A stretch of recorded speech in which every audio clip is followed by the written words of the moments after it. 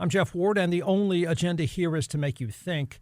So think about this, even if you don't want to, and that's understandable. Think about our presidential race. To win, probably, most likely, let's say it that way, to win, the candidate only needs to not be a diaper-wearing, unhinged, misguided, narcissistic nut. That's all you have to do. Don't be that, and you're likely going to win. That's where we are. The face of the Republican Party looks and sounds pretty crazy. In fact, the face of the Republican Party looks and sounds crazier than ever before, and that's saying a lot. The face of the party is like the crazy uncle you avoid. So Kamala Harris has practically lapped Donald Trump in less than a month after her party took the keys away from Grandpa Joe Biden. And what she's done during this time, this short amount of time, what she's done is she's gone from being, 5 to 10 points down and losing every single swing state to now leading in every poll and every swing state.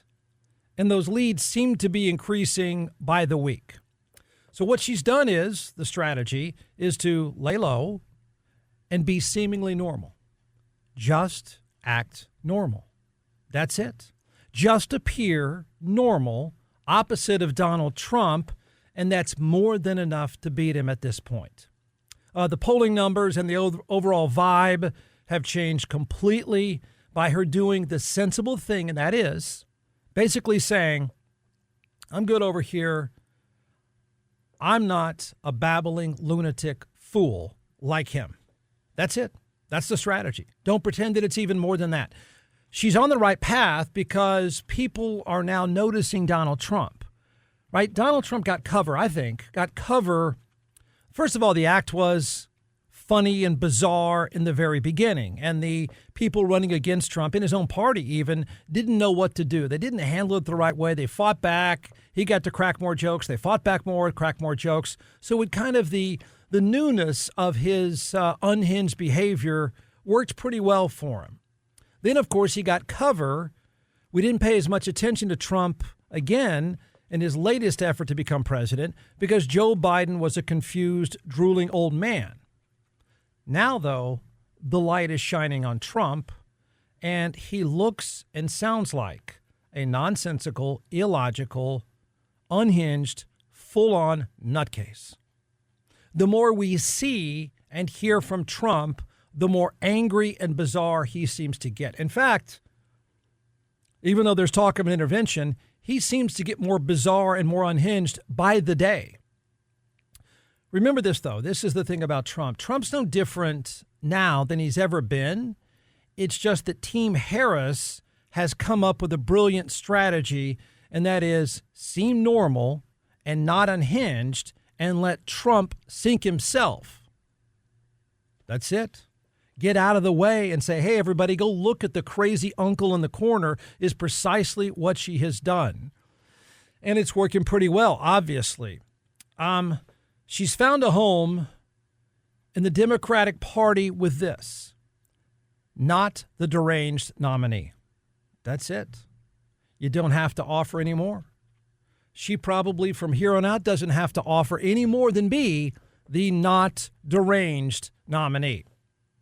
Now, here's another part to this that I think we have to be objective about, and that is, can you really blame American women for getting behind her? Maybe even bigger the numbers than people had anticipated, but can you really blame women in this country for getting behind her in what seems to be or might be a record number? Look at who the guys have been. Just take a look at the guys. You got drooling Joe Biden. You've got crazy, nonsensical, unhinged Donald Trump. And then to add to the mix, another guy that would be the full-on freak show that is Robert Kennedy Jr. It's not exactly a great showing for men. So we probably should defer to women at this point and say, you know what, we got a pretty bad look. I don't blame you. When Team Trump has desperately tried to find some normalcy, and they seem to be trying pretty hard from what the reporting is, they thought the best plan, okay, they thought the best plan is surely he can't screw this part up. So Team Trump decides to go to North Carolina, an important state. He should win, would have won had he not been so nonsensical and unhinged. They send him to North Carolina with a pretty simple template, and that is just talk about economic issues. Nothing else. No name calling, no bizarre behavior, just talk about economic stuff, even though most sensible people know the economy has nothing to do with the president of the United States. And at the very least, though, they thought Trump could ramble about inflation. He could ramble about energy prices in the market. He could handle that. Just give him a few items to talk about in economic issues, and he can sort of figure out a way to right some of these wrongs. He can get back in his lane, right? They were wrong. They were really wrong. He was a completely unhinged, rambling fool.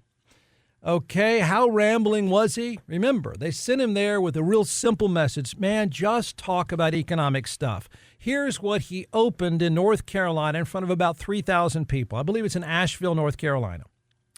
All right, he says, quote, "We're talking about a thing called the economy.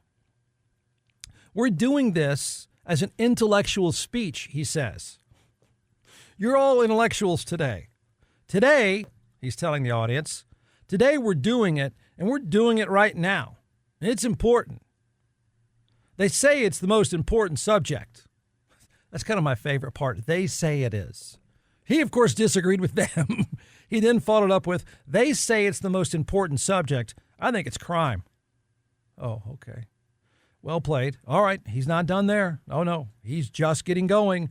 He says, "We have a lot of important subjects because our country has become a third world nation. We literally are a third world nation. We're a banana republic in many ways, and we're not going to let that happen because we're starting a free fall," end quote. Again, notice this is early in the speech, and he is already over the rails. Where do you think he went next? Remember, the job is, man, just talk about the market, just talk about inflation. Please, anything economic right now. Do it.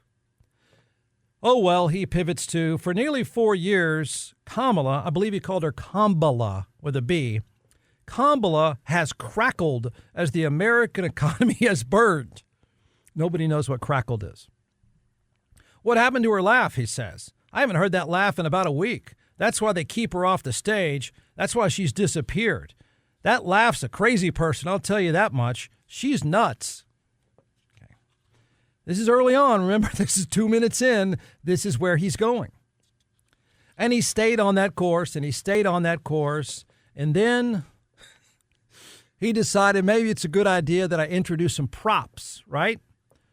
Now remember, this is the speech to get him back on track. This is the speech to focus in on what was a winning issue for Republicans and even Trump, and that's the economy. They said, okay, stay between the lines, stay on track. And, of course, he's already off track, and that's when he said, it's time to bring out the props. Yep, just when you thought it could not get more bizarre, he busted out TicTacs for some reason to make a point. And, yes, of course, it was a train wreck. People go to the grocery store and they have less than half a deal. In fact, I had something here. I did have something I would show you. Wait a minute. I don't know if you've seen this. I used it once. Oh, I have it. I do have it. Look at this. Look at this. So this is TicTacs, right?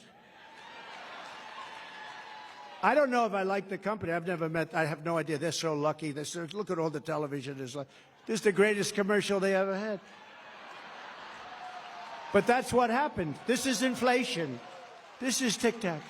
This is TicTac. This is inflation. This is what's happened. I just happened to have, somebody gave me this one today. I said, I think we'll put it up as an example of inflation. But you know what? Inflation is destroying our economy. Okay, then there's what I think is a pretty interesting question overall, strategically. Wherever you fall, let's just think about this politically for a second. Can the Republican Party and the brand managers, the Trump brand managers, save him from himself?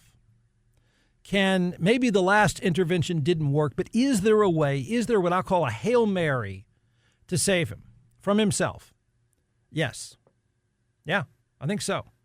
I think there's one way to save himself at this point, and that is, number one, he has to whack creepy J.D. Vance. Just whack him. Blame J.D. Vance for everything that has gone wrong. Just dump everything on him. Run the bus right over J.D. Vance. And then keep running over him. And Trump's good at that. He can handle that. And then you bring on former South Carolina Governor Nikki Haley as his running mate. That's it. That's the only Hail Mary I see. First part is easy. Running over J.D. Vance, blaming J.D. Vance for everything, and just trashing the guy nonstop. Then you convince, I'm not sure this will be easy, but then you convince Nikki Haley, former governor of South Carolina, to be your running mate. Now, why her? Think it through. I think at this point, it's the only play you can make. She's normal, and she's female. Two very much needed things right now to save his ass. The best and only way for him to win, I think, is to send him out. The brand managers then have to convince her to come on. Then they have to send him out, basically get him to disappear stage left, send him out to play golf, and let her talk. Let her be the face of the ticket would be the best chance right now. I think most Republicans would agree, had she been the Republican nominee, it would be a no-brainer. They'd probably win. Now you got to get him to disappear and let her be the face of the franchise for a while. Tell me I'm wrong. Tell me that's not the most sensible Hail Mary, maybe the only Hail Mary he's got left. No, there is two giant problems with that, of course, and that is two big problems with that Hail Mary, and that is, one, there's no way Trump would take a backseat. He might make 12 hours, if that. You could stretch it and say he could last a day playing golf somewhere and just yucking it up with some country club guys. But I find it hard to believe he takes a back seat very long. When he senses that she's the varsity, she's the starter, he's been replaced as the quarterback, he's going to flip out. Even if he trashed J.D. Vance and said, it was never my idea, there's no way, but him doing something like this to get out of the way to save his own political ass, being saved by a woman, no less, I can't imagine that. I can't, first of all, before we even talk about whether she would do it, I can't imagine him lasting. He may agree to it on the front end. Maybe somebody somewhere in his family, maybe one of his knuckleheaded sons, could convince him to, this is your only chance, let's do it, let's put a different face to this for a little while. I just don't think he could stay behind the scenes very long. He couldn't stay in the bullpen. 12 hours at the most. Then you got the other side of this. The other problem would be,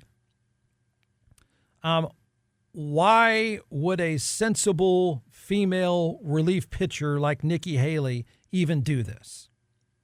You can make a pretty good case she'd be crazy to do it at this point. I think she'd be crazy. Nikki Haley's political future, whether she wanted it this way or not, this is the way it's working out. Her political future is to let Trump turn himself and the party into a full dumpster fire.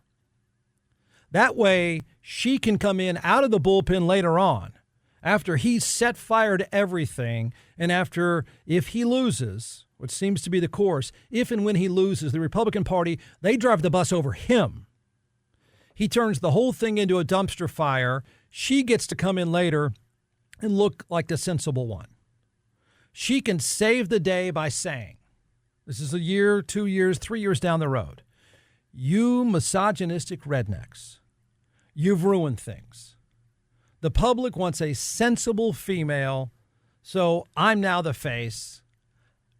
I think it's a perfect strategy. I think she's positioned well. She would be crazy to come in and bail out Trump at this point. That's her future, I think.